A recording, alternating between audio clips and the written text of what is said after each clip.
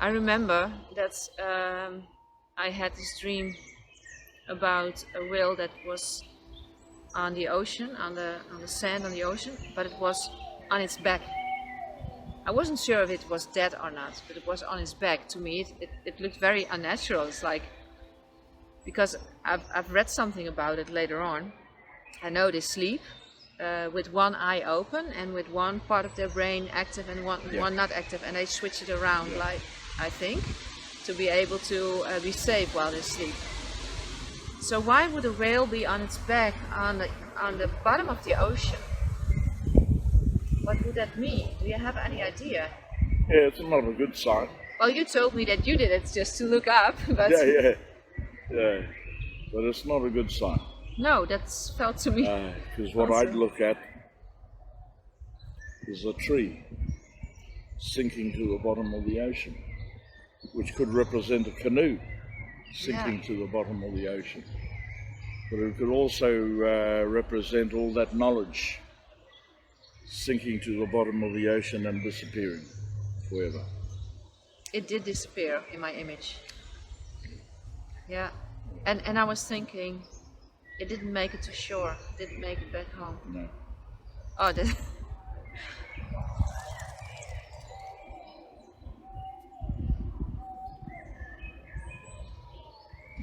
That's not easy. Yeah, you can see the damage we're doing to Tohora now compared to the days when, like our ancient voyages, where Tohora enjoyed our company and we worked together on the voyage. You know, Tohora had company. We had guidance. Now when they see the boat, they get killed. Yes. Or they get looked at Yes. by tourists. Yes. And if they're happy and if they're lucky, they can swim up to a boat because they're entangled within fishing nets, and they help them out. They know how to ask for help. Yeah, that's You shared in the summit a story about a woman and a manta rock.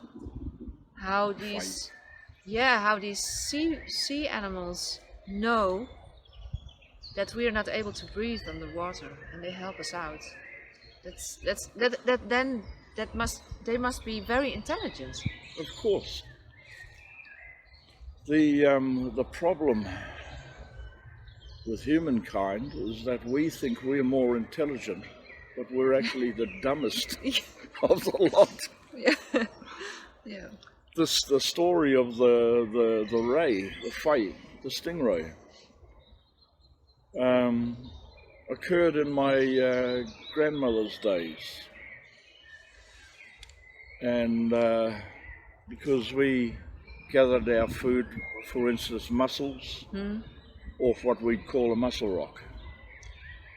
And we'd swim out to it and then put enough mussels into our bag, and then, but as always in those times, just enough for that day. But there was a woman who was swam out to the rock and got into difficulty and could have drowned. But then a white stingray, a big one,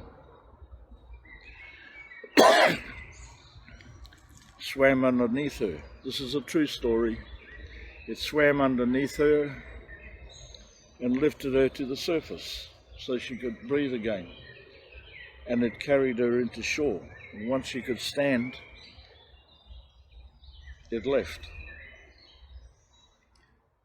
And so yes, they're very intelligent. They know how to communicate with us. It's just that we've forgotten how to listen. But the most amazing thing of this story, which is actually not so amazing, this woman must have had thoughts, being underwater, not being able to scream, but must have thought something like, I'm in danger, or Yes. I need help. And this stingray, it understood what she was feeling, what was happening to her. What's language? What's thoughts? It's energy. It's all energy. Yeah. You know, how we speak to a stingray or to a shark, it might not hear us. But the energy we put out in the water, which is amplified. Excuse me. Yeah. It recognizes that. And as you said, if a whale's got a fishing net over it, it will come and ask for help. Same with the dolphins. And same with the turtles. Yeah. They do also. Now, I learned something about our physical body. It just popped up, I remember it now. That when you look to when a child is conceived and starts to grow within the womb, that originally there are parts in our airway area that connect to what fish have. Yes. I don't know how it's called we call it kieuwen in Dutch. I don't know what it's called in English. Gills. Gills. We have it. So we have a much stronger connection to sea life than we know now. It's pretty sad actually that we lost the ability to breathe underwater. But one day we probably were able to, or it's at least in our evolution, and we lost it, or it hasn't been grown yet. I don't know which way. Well, there are stories I've heard of other cultures where a human, like us humans, actually evolved from the dolphins. You know, it's Yeah. but yes, you know, we spend a long time breathing liquid in the womb. Yeah.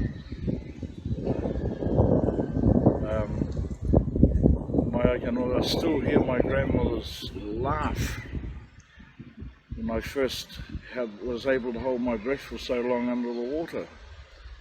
I came out of the water and I used to call my grandmother Nanny. That's what we called them. And I used to say to her, Nanny, Nanny, I can breathe underwater. And she'd just a full-bellied laugh, you know, because I was breathing underwater. Well, you weren't, but Yeah. maybe. Yeah. That Oh, was from great. asking, I learned how to hold my breath for so long by asking my tribal totem, the hammerhead shark, To help you with it. to lend me its powers. And it was who taught me to swim amongst the seaweed, not to swim in open water, but to swim amongst the seaweed because other sharks won't come into the seaweed. Oh. So that's why you're safe. Yeah. And I was on a boat with one of my elders as a child, was a young fella. And then we were surrounded by hundreds of hammerhead sharks. Totem or not, I would be scared. I was. But then my elder said to me, he said, have a look. There's hundreds. I'd look at the back of the boat, hundreds of them. And then they'd go around the boat like that, and then in front of the boat. And he said to me, it's protecting us. And, you know, when you see hundreds and hundreds of hammerhead sharks in crystal clear seawater, it's a scary sight. That's sometimes. impressive, yeah. You know, as a child, I mean. It's just the same what you spoke about Pauakai. You can change your focus, you can change your perspective on it, and then you see a whole different truth. Yeah. Yeah. All I Beautiful. saw was fear, or all I felt was fear, Yeah. until he pointed out to me, have a look. He saw something, yes. He showed you. Yeah. Yeah. Like that around the boat, said they're protecting us. It's actually how they look like in front, Yeah. don't they? Yeah, Have this shape. yeah, exactly. Yeah.